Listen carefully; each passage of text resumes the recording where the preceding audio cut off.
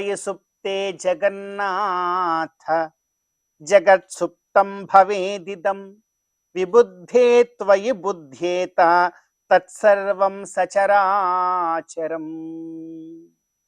అత్యంత పవిత్రమైనటువంటి ఈ ఆషాఢ మాసంలో శుభోదయ వేళ దేవదేవుడైనటువంటి శ్రీమన్నారాయణుణ్ణి, కలియుగ ప్రత్యక్ష దైవమైనటువంటి శ్రీ వెంకటేశ్వర స్వామి వారిని పరిపరి విధాలుగా శరణాగతి చేస్తూ ఉత్తమమైన ఈ ఆషాఢ మాస శుభోదయ సమయాన్ని మనం చరితార్థం చేసుకుంటూ ఉన్నాం.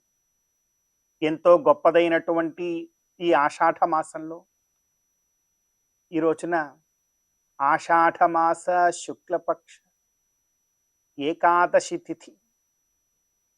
దీనిని మనకు శాస్త్రం అంటోంది తొలి ఏకాదశి, శయన ఏకాదశి.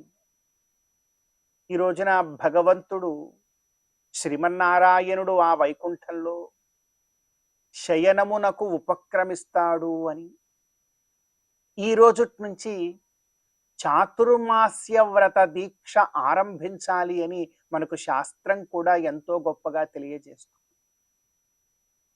ఈ రోజున చాలా గొప్ప పర్వదినం తొలేకాదశి పర్వదినం. ఈ రోజున మన ఇంద్రియములనన్నింటినీ కూడా మనం నియంత్రించుకొని ఉపవాస దీక్షలో ఉండే ప్రయత్నం చేస్తూ ఈ ఇంద్రియము యొక్క సకల దృష్టిని భగవంతుడి యొక్క పాద పద్మముల చెంతకు మాత్రమే లగ్నం చేసి ఎంతగా ఈ తొలేకాదశి పర్వదినాన భగవత్ కైంకర్యంలో ఉండగలుగుతామో అంత గొప్ప మహాఫలాన్ని మనందరం కూడా పొందాలి. తొలేకాదశి చాలా గొప్ప పర్వదినం కనుక మనం అందరం కూడా ఆ భగవత్ కైంకర్యాన్ని ఈ రోజున ఆచరించాలి. శాస్త్రం కూడా చెప్తోంది త్వయి సుప్తే జగన్నాథ జగత్సుప్తం భవేదిదం. నీవు కనుక శయనమునకు ఉపక్రమిస్తే ఈ జగత్తులో ఉండేటువంటి చైతన్యము కూడా శయనమునకు ఉపక్రమిస్తుంది. అందుకే మనమందరం కూడా చాతుర్మాస్య వ్రత దీక్షలో ఉండాలి. ఈ 4 నెలలు ఈ వ్రత నియమములను మనం పాటిస్తూ ఉంటే జగత్ చైతన్యము కూడా సుప్తమై ఉంటుంది. ఎందుకంటే భగవంతుడు సుప్తుడై ఉన్నాడు గనక. సుప్తము అంటే నిద్రపోవడం అని అర్థం. కనుక మనం వ్రత దీక్షా నియమములతో గనక ఉంటే మన ఆయురారోగ్యాలను, మన ధర్మాన్ని మనం అందరం కూడా చక్కగా కాపాడుకొని జీవితాన్ని ముందుకు తీసుకుని వెళ్ళగలం. అందుకే అంటూ ఉన్నారు త్వయి సుప్తే జగన్నాథ జగత్సుప్తం భవేదిదం విబుద్ధే త్వయి బుద్ధ్యేత తత్సర్వం సచరాచరం. మరలా ఈ చాతుర్మాస్య వ్రత దీక్షాకాలము పూర్తయిన తర్వాత ఉత్థాన ఏకాదశి రోజున మరలా ఈ జగత్తులో ఉండేటువంటి చైతన్యం అంతా కూడా నిద్ర నుండి బయటికి వస్తుంది స్వామి. అప్పటి వరకు కూడా నీవు నిద్రలో ఉన్నప్పటికీ మా గురించే ఆలోచిస్తూ ఉంటావు కనుక ఈ శయన ఏకాదశి నుండి మమ్మల్ని అందరినీ కూడా చాతుర్మాస్య వ్రత దీక్షములలో, ఆ దీక్షా నియమములలో మా జీవితాన్ని మేము చరితార్థం చేసుకోగలిగేటువంటి భాగ్యాన్ని మాకు సదా సర్వదా అనుగ్రహించు స్వామి అని మనం కోరుకుంటూ ఈనాటి తిథివార నక్షత్రాలలో ఉండేటువంటి తత్వాన్ని కాస్త మన జీవితానికి అన్వయించుకునే ప్రయత్నం చేద్దాం. ఈ రోజున జూలై 25వ తేదీ ఆషాఢ మాస శుక్లపక్ష ఏకాదశి తిథి. మనం అనుకున్నట్టుగా ఈ రోజున తొలేకాదశి శయన ఏకాదశి పర్వదినం. ఈ రోజున ఉపవాస దీక్షలో ఉండే ప్రయత్నం చేయడం, భగవత్ కైంకర్యాన్ని ఆచరించడం మనందరి యొక్క ప్రధాన కర్తవ్యం. అదేవిధంగా ఈ రోజున నక్షత్రము అనురాధ నక్షత్రము సూర్యోదయ సమయానికి ఉండి తర్వాత పూర్తి అయ్యి జ్యేష్ఠ నక్షత్రము ప్రవేశిస్తూ ఉన్నది. కావున ఈ రోజున దేవేంద్రుడి యొక్క ఆరాధనం ఎంతో చక్కనైనటువంటి ఫలాలను మనందరికీ కూడా కలగజేస్తుంది. అదేవిధంగా ఈ రోజున వారం శనివారం. కలియుగ ప్రత్యక్ష దైవమైనటువంటి శ్రీ వెంకటేశ్వరుడి యొక్క ఆరాధనం మనకు మోక్షప్రదమవుతుంది కనుక ఈ తిథివార నక్షత్రాలలో ఉండేటువంటి తత్వాన్ని మన జీవితానికి అన్వయించుకొని గోవిందుడి యొక్క అనుగ్రహంతో ఈ ఆషాఢ మాస శుభోదయ సమయాన్ని మనం చరితార్థం చేసుకుందాం. చందురుతోడ పూటిన సంపదల మెరుగవో కందువ బ్రహ్మల కాచే కల్పవల్లివో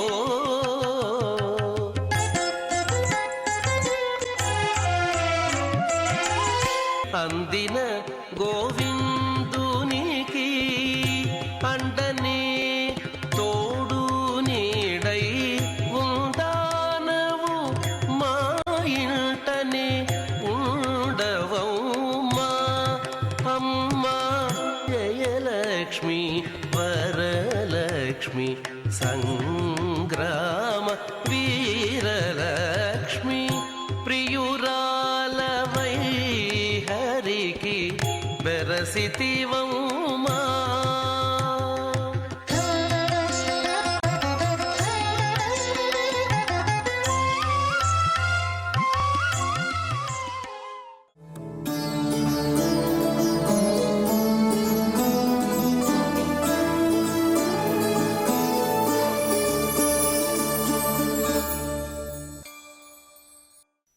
కమప్యనవతిం వందే కరుణావరుణాలయం వృషశైలరటస్థానాం స్వయం వ్యక్తిముపాగతం. మీ భాగవతోత్తములారా, ఈ శుభోదయం వేళ శ్రీవారి వైభవం అనే కార్యక్రమంలో మనం ఈనాడు ముకుందమాల అనే స్తోత్రంలోని ఒక శ్లోక వైభవాన్ని తెలుసుకునే ప్రయత్నం చేద్దాం. భగవంతుణ్ణి మనం ఎప్పుడైతే దర్శించుకుంటామో ఆ సమయంలో మన యొక్క శరీర స్థితి ఎలా ఉంటుంది? కొంతమంది భగవంతుణ్ణి చూస్తూ ఏడ్చేస్తారు. ఏడవడం అంటే ఇక్కడ అశుభం కాదు, అమంగళం కాదు, ఆనంద బాష్ప. కొంతమందికి భగవంతుని చూస్తే గగుర్పాటు నిక్కుపడుచుకుంటాయి, అంటే అది ఆనందం, అమందానందం. కొంతమంది అలాగే చూస్తూ ఉంటారు.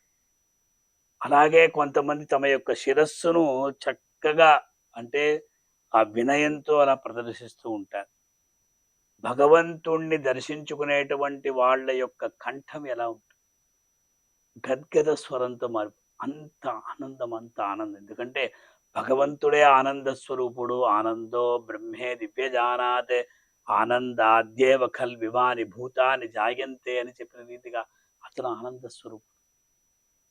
అందువల్ల కులశేఖరాళ్వారు చెప్తూ బద్ధేనాంజలినా నతేన శిరస గాత్రైః సరోమోద్గమైః కంఠేన స్వరగద్గదేన నయనే నోద్గీర్ణ బాష్పాంబునా నిత్యం త్వచ్చరణారవిందయుగళ ధ్యానామృతా స్వాదినాం అస్మాకం సరసీరుహాక్ష సతతం సంపద్యతాం జీవితం.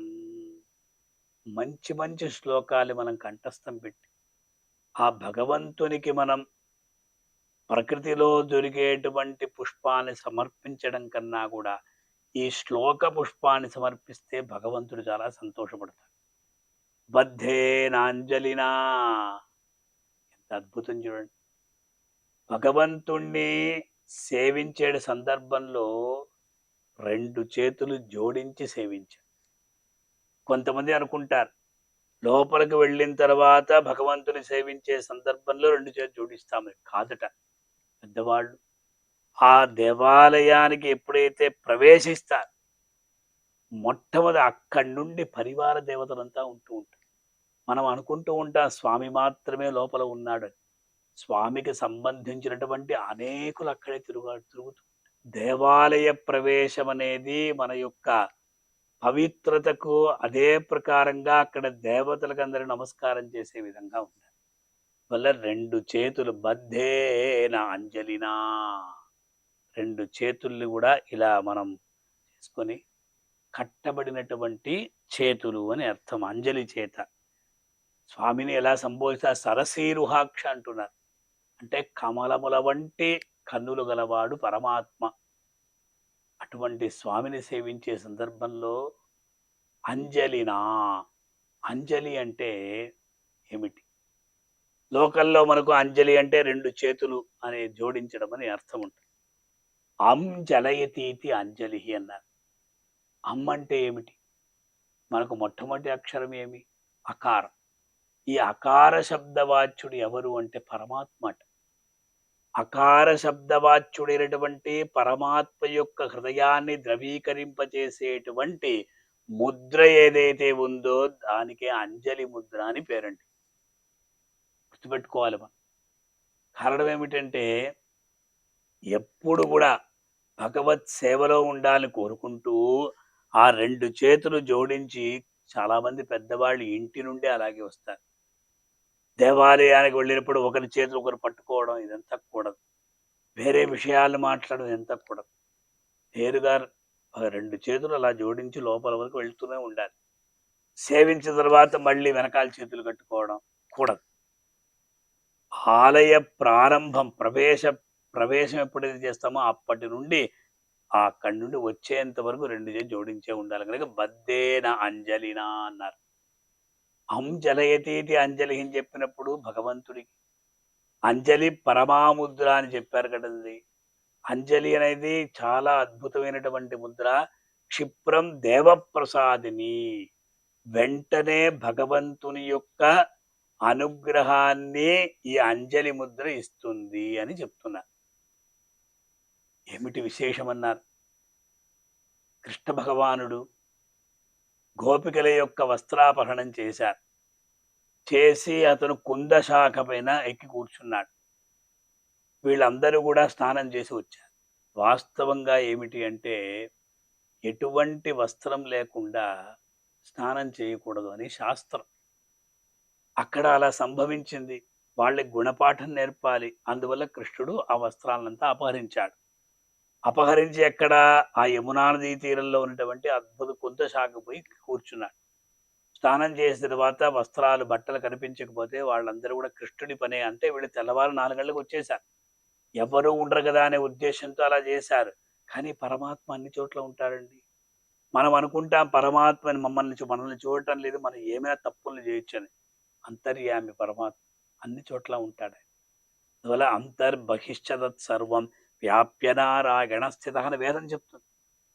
ఆ సమయంలో వీళ్ళందరూ కూడా ఇది కృష్ణుడి పని అయి ఉంటుంది. అలా పైకి చూస్తే కృష్ణుడు ఉన్నాడు.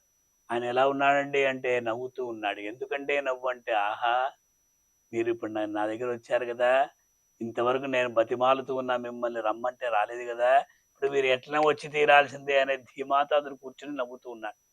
వీళ్ళకి వేరే గతి లేదు. అందువల్ల వాళ్ళు ఏం చేశారు అంటే 2 చేతుల్ని ఇలా పెట్టుకొని మానాన్ని కాపాడుకుంటూ, కృష్ణ మా యొక్క వస్త్రాలు ఇవ్వవయ్యా అని చెప్పారు. అలా అడిగినప్పుడు వాళ్ళలో కూడా ఒక విధమైనటువంటి భక్తి భావాన్ని పెంపొందింప చేయాలని కృష్ణుడు వాళ్ళని అంజలిబద్ధులై ప్రార్థించమన్నాడు. అంజలిబద్ధులై ప్రార్థించారు. వాళ్ళకి వస్త్రం మాత్రం ఇచ్చారని మనం అనుకుంటాం, కానీ వస్త్రంతో పాటు మోక్షాన్ని కూడా ప్రసాదించారు. ఈ అంజలి ముద్రకు ఉన్నటువంటి వైభవాన్ని ఇక్కడ తెలియజేశారు. కనుక మనం కూడా వెంకటేశ్వర స్వామి దర్శించుకునే సందర్భంలో సాంజలిబద్ధులై 2 చేతులు కూడా జోడించి స్వామి వారిని దర్శించుకుని తరిద్దాం. ఓం నమో వెంకటేశాయ. 16 పల్లెలతో బంగారు పతిమా చెదరని వేదములా చిగురుబోడి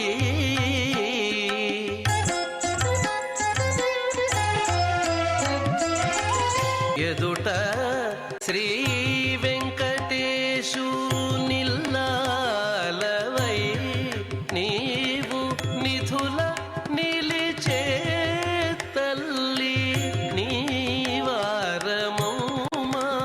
అమ్మా జయలక్ష్మి వరలక్ష్మి సంగ్రామ వీరలక్ష్మి ప్రియురాలవై హరికి వెరసితివమ్మా అమ్మా జయలక్ష్మి వరలక్ష్మి సంగ్రామ వీరలక్ష్మి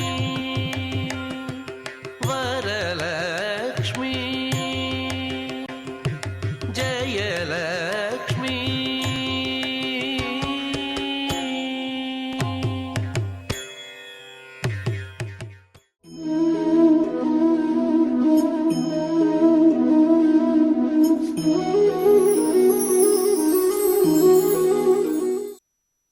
కుండలిద్రిషదుగ్రకేతన గోత్రభిద్రుమ హారిదోశ్చండిమోత్పులకీకృతాంగిక అంగక సత్య సత్య కురూక్తవాక్ పండితత్వ, దౌత్య కురూక్తవాక్ పండితత్వ, యశోనిధీకృత పాండవేయ, కపర్దికోదండ ఖండన పాటవాంచదుదారదార సమాగమా. ఛందో విన్యాసమైనటువంటి ఆ విన్యాసాలతో కూడిన వృత్తాలు మనకు ఎన్నో ఉన్నాయి. మత్త కోకిలము అనే వృత్తం ఇది. కుండలి త్రిషదుగ్రకేతన, కృష్ణదేవరాయల వారు 4వ ఆశ్వాసంలో చివర ఉన్నటువంటి పద్యాల్లో స్తోత్రము. కుండలి త్రిషదుగ్రకేతన, గరుడధ్వజుడు శ్రీమన్నారాయణుడు, గరుత్మంతుని ధ్వజం కలిగినటువంటి వాడు. అర్జునుడు హనుమధ్వజుడు, హనుమంతుని ధ్వజంగా కలిగినటువంటి వాడు. అలా ఆ జెండాకు ఆ ధ్వజం ఉంటుంది. గరుడ వాహనం స్వామికి ప్రముఖమైనటువంటి వాహనం. కుండలి ద్విషత్ ఉగ్రకేతన, గోత్రభిద్రుమహారిదోష్ చండిమోత్ పులకీకృతాంగక సత్య. 7 ఏళ్ల వయసులో గోవర్ధన పర్వతాన్ని పెకలించి ఎత్తినటువంటి వాడు. అటువంటి లీలలు ఆలకించినటువంటి సత్యభామ పులకించిందట. బాల్యం నుంచి ఆ భగవంతునే వరించింది ఆ తల్లి. భూదేవి అవతారం కదా. సత్యభామాదేవి కృష్ణ భగవానుని వివాహం చేసుకున్నప్పుడు పెద్దలకు ఐతిహ్యం కూడా చెప్తారు. పూర్వావతారాలలో లక్ష్మికే ఎక్కువ చనువిచ్చాడు కాబట్టి కృష్ణావతారంలో భూదేవికి ఎక్కువ చనువిచ్చాడు భగవంతుడు. ఈ గోవర్ధన పర్వతాన్ని ఎక్కినటువంటి దృశ్యం, అలవోహగా పైకెత్తిన దృశ్యము, ఆ సన్నివేశము సత్యభామకు ఆశ్చర్యం కలిగించింది. తాను వివాహం చేసుకున్నటువంటి రోజు ఏకాంతంలో వధూవరులు కలుసుకుంటారు కదా. అప్పుడు సత్యభామ అడిగిందట కృష్ణ భగవాను, స్వామి, ప్రేమ గుడ్డిది అంటారు. బాల్యం నుంచి మిమ్మల్నే ఆరాధించాను, మిమ్మల్నే వరించాను, పులకించాను మీ కథలు గాథలు వింటూ. అయితే కొన్ని సందేహాలు కూడా ఉన్నాయి మీ గురించి నాకు. 7 ఏళ్ల వయసులో మీరు గోవర్ధన పర్వతాన్ని అలవోహగా పైకెత్తారంటే మీ బరువు ఎంత ఉండాలి? మీ బరువు తెలియకుండా ఎలా కాపురం చేసేది మీతో అడిగింది. కృష్ణ భగవానుడు ఒక పీఠం పైన కూర్చొని, ఆ రోజుదో ఒక ఆవేశంలో పైకెత్తేశాను, ఒక పరీక్షించి చూడు, నేను పెద్ద బరువు ఏమి లేనన్నాడు. సత్యభామ సులభంగా పైకెత్తేసిందట ఆ పీఠాన్ని. ఇంతేనా మీ బరువు? వెర్రిబాగుల తల్లి ఆ భరోసాతో శ్రీకృష్ణ తులాభారానికి అంగీకరించింది. ఆయన తోచడం పెద్ద కష్టమేం కాదులేదు, 1-2 బంగారు ఇటుకురాలు వేస్తే తూగిపోతాడు ఆయన అని. ఆ రోజు తోగలేదు ఆయన. అది లీలావిభూతి. అంటే సత్యభామను కూడా పులకింపజేసినటువంటి లీలా కైంకర్యములు కలిగినటువంటి వాడా. దౌత్య కురూక్త వాక్ పండితత్వ, దౌత్యం నిర్వహించాడు పరమాత్మ. ఎవరి కోసం? తనను ఆశ్రయించినటువంటి పాండవులను రక్షించడం కోసం వారి తరపున తన దూతగా వెళ్ళి కౌరవ సభలో చెప్పాడు. ఆయన ఎంత చెప్పినా కానీ వారు ఆలకించలేదు, అది వేరే సంగతి. సత్యాన్ని ప్రతిపాదించాడు, ధర్మాన్ని బోధించాడు, సంధి చేసుకోమని నొక్కి ఒక్కాణించాడు. కానీ దుర్మార్గులు కదా, వాళ్ళు ఒప్పుకోలేదు. యశోనిధీకృత పాండవేయ, పాండవులకు ఎనలేని కీర్తి ప్రతిష్టలు ఆర్జించి పెట్టినటువంటి వాడు. అనేక సందర్భాల్లో పాండవులను సంరక్షించి తన దాసులుగా అంగీకరించి వారిని రక్షించినటువంటి భగవంతుడు. పాంచాలి కబరీ వికర్షణ మహాపాపక్షతాయుష్కులన్ చంచద్గర్వుల ధార్తరాష్ట్రుల అని చంపించి గోవిందుడిప్పించన్ రాజ్యము ధర్మపుత్రునకు కల్పించన్ మహాఖ్యాతి చేయించన్ 3 తురంగమేధములు దేవేంద్ర ప్రభావంబునన్. ఆ విధంగా పాండవులు రక్షించినటువంటి వాడు. చెప్పాడు కదా, తస్మాత్ముత్తిష్ట యశోలభస్వ జిత్వా శత్రున్వంక్షురాజ్యం సమృద్ధం మయైవైతే నిహత పూర్వమేవ నిమిత్తమాత్రోభవ సవ్యసాచి. అర్జున, వీళ్ళందరినీ ఎప్పుడో నేను సంహరించేశాను, వాడు నామమాత్రంగా నీవు సంహరించి కీర్తి ప్రతిష్టలు ఆర్జించు అని చెప్పుకున్నాడు. అలా యశో నిధీకృత పాండవేయ కపర్దికో దండ ఖండన పాట వంచదుదారదార సమాగమ. ఇంతవరకు కృష్ణావతార లీలా విభూతిని వర్ణించినటువంటి రాయల వారు హఠాత్తుగా రామాయణంలోకి వెళ్ళారు. ధనుర్భంగం సన్నివేశాన్ని చెప్తూ శ్రీరామచంద్రుని యొక్క లోకోత్తర వీరపరాక్రమాన్ని, బలాన్ని అభివర్ణించాడు. అలా కబర్ది కోదండ ఖండన శివధనుర్భంగం చేత, ఆ నైపుణ్యాన్ని ప్రదర్శించడం చేత సీతాలక్ష్మిని పాణిగ్రహణం చేసుకున్నటువంటి ఓ దేవా నన్ను రక్షించు. అది ఇందులో స్తోత్రము, ఇందులో భావన. ఎక్కువగా భాగవతంలో లీలా విభూతి, రామాయణంలో ఒక సన్నివేశం. ఆ శబ్ద సంయోజనము, ఆ సామాసిక ధార, ఆ శబ్ద విన్యాసము మనం పలకడం బాగా అభ్యాసం చేశామంటే నారికేళ పాకం అంటారు ఈ పద్యాలన్నీ కూడా. ఆ నారికేళ పాకాన్ని పలకడం కూడా అది కూడా ఒక యోగాభ్యాసమే మనకు. కాబట్టి ఆ యోగం చేత కూడా పరమాత్మతో మనకొక అనుసంధానం ఏర్పడుతుంది. ఎందుకంటే యోగప్రియుడు కాబట్టి పరమాత్మ, యోగీశ్వరేశ్వరుడు కాబట్టి పరమాత్మ. ఈ యోగంతో, శబ్ద యోగంతో, శబ్దధారతో, ఈ స్తోత్రంతో మనం ఆశ్రయించినప్పుడు తప్పకుండా ఆ పరమాత్మ అనుగ్రహాన్ని మనం పొందగలము.